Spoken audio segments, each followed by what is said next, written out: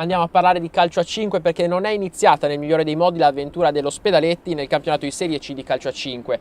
Il Città Giardino infatti si è imposto per 5-3 al termine di una gara spicolosa e tatticamente ingessata nella prima giornata. Gli highlights e le impressioni dei protagonisti come sempre nel nostro servizio. Abbiamo rimediato a una sconfitta che forse non ci aspettavamo, però da come si è messa la partita e da come abbiamo giocato, meritata, a prescindere da chi ci lamenta per gli errori arbitrali che possono starci, la partita l'abbiamo persa noi, soprattutto nel secondo tempo sul 4-3, l'ordine era tiriamo in porta che non hanno il portiere, non abbiamo fatto neanche un tiro. Poi era proprio l'atteggiamento, era dimesso, non riesco a capire, veramente alterniamo partite dove anche se poi non ci sono i risultati, però giochiamo benino a partite come questa e come il primo tempo del Priamar a Savona dove veramente non giochiamo e questo è il brutto, non giochiamo, sembriamo che le prime volte che scendiamo in campo e vedremo, vediamo cosa fare, non sono soluzioni facili da trovare perché il gioco, gli elementi li facciamo, abbiamo il nostro tipo di gioco che non riusciamo più a esprimere e lavoreremo su questo, vedremo di recuperare.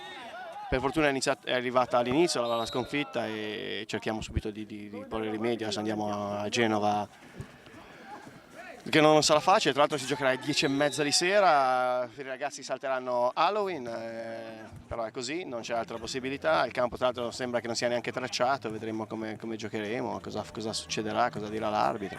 Dovranno smontare i canestri, temo sia un campo piccolo, quindi sarà ancora più piccolo del nostro e quindi sarà ancora più difficile per noi giocare, sarà un gioco spezzettato. Vedremo, poi lavoreremo anche al limite il cambio tattico, però noi questo gioco riuscivamo a farlo, ora non riusciamo più, dobbiamo tornare a fare il nostro gioco, quello che siamo abituati a fare. E poi manca qualcuno che l'ha avuta lì dentro, perché comunque nel secondo tempo abbiamo perso 1-0. Io credo che poi la partita ci saranno gli highlights da vedere.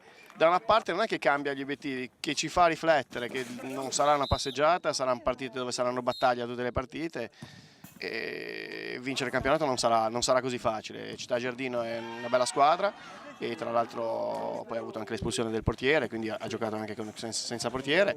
Borgo Fornari mi dicono che è una bella squadra, andremo a vedere. Prima ci ha messo in difficoltà entrambe le volte e abbiamo fatto 2 pareggi, quindi vedremo. Non sarà un campionato semplice, sicuramente non sarà un campionato semplice, come qualcuno forse poteva pensare all'inizio, anch'io forse. Più semplice comunque di come abbiamo trovato. Ma più che altro non è tanto la questione degli avversari, è il nostro atteggiamento, perché noi se avessimo giocato come sappiamo giocare sono sicuro che perlomeno avremmo portato a casa il risultato, invece dobbiamo lavorare proprio su quello, a livello mentale e crescere. Manca 3-4 giocatori rispetto all'anno scorso e rispetto all'anno prima ancora altri giocatori. Ci sono i giovani che speriamo, perché possono dare e abbiamo visto in alcune partite, in alcuni frangenti che sanno giocare, devono dare continuità però, possono alternare prestazioni buone a prestazioni così. L'allenatore Basta era molto agitato visto in panchina, eh? Sì, non è stata una partita facile, di difficile interpretazione e purtroppo insomma è arrivato questo risultato negativo che non ridimensiona credo le aspettative, ma adesso siamo all'inizio del campionato, quindi c'è tutto subito. il tempo per riprendersi, dai. Certo.